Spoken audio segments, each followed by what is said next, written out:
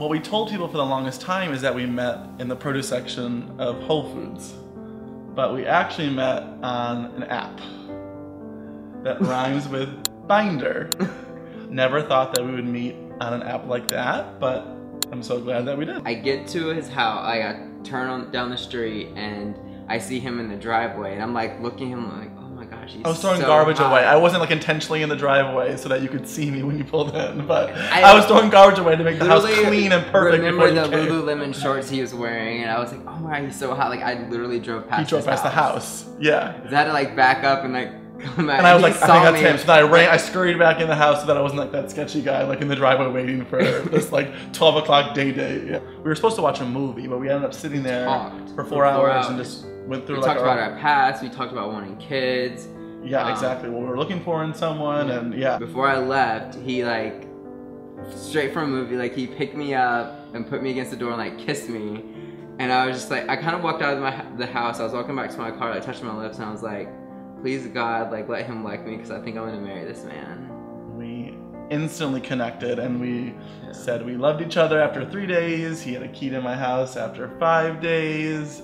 And we got engaged after 5 months, and we were married 13 months after we met. So it was very quick, but I think when you know, you know. So I owned a house when we first met, and after we got married, we knew that we wanted to expand our family and adopt. And so we knew that we had built a bunch of equity in our house just based on the market, and we knew adoption was expensive and that we would need a lot of capital to do that. And so we said, let's list our house, let's take some of that equity out of the house, and let's put it towards what's really important to us. And so we did that, and we listed our home, and then like that following weekend we had a ton of activity, and everyone was just loving our house and the decorations. Went into a bidding war. We sold it, and we knew that like if people love what we're doing, like let's capitalize on the market. So we bought a fixer-upper. We ended up flipping that home, and I think we bought in April, and then we sold in September of that same year, so 4 months later.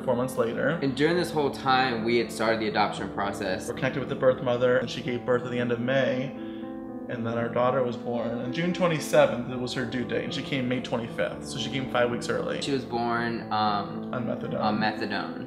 So they had to wean her off of that. So she was in the NICU for 10 days before we leave the hospital. And when we came back with her 2 weeks after she was born, we were in our new house, which was in the middle of renovations. We didn't have floors, we didn't have a kitchen, we didn't have anything. We were literally like, what do we do? We've overdone it, you know what I mean? We've done too much. We had one room that was pretty much done, so we put her in that room, and then during the day we just The only reason we went in that room was to go see the baby, and then we had like all of our wine stored in that room, so I would just go drink out of the bottle because it was so chaotic. With a different agency the second time around, and they had told us when we first met them, they're like, oh, you guys are gonna play so quickly. Gay men fly off the shelf. Gay couples fly off the shelf. You heard that before. We're like, whatever. I got a phone call, and it was from a number that wasn't stored on my phone, and so I thought that it was just someone who's interested in looking at our house. Well, no, it was an adoption agency telling us that the birth mother had selected us to be the fathers of her boy that was due in 5 weeks. When Micah was born, we had already sold our last house, and we had bought this house, but we hadn't moved in here yet. And so when he came home with us, we moved all of our stuff that day here. So we moved with 2 kids under the age of 1, under the age of 10 months. And this is our 5th home since April of 2015. So 5th home, 3 dogs, 2 babies.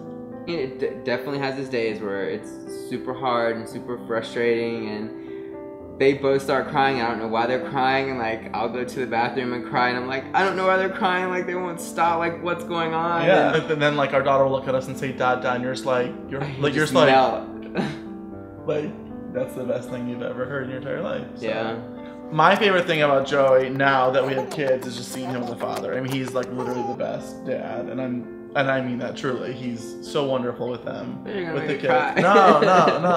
No. I mean, he really is. I mean, I'm very lucky to have a partner like him with the kids. So, yeah. Don't cry. Sorry. What I love most about Josh is like, from day one, he's not wanting to change me at all. Like, he's accepted me for all my flaws, all my shortcomings, and he has had my back no matter what. And to see him when he gets up so early in the morning so he can spend as much time with our children as possible, like he'll come home and the smile on their faces when they see their father is just, it makes my heart melt every single day.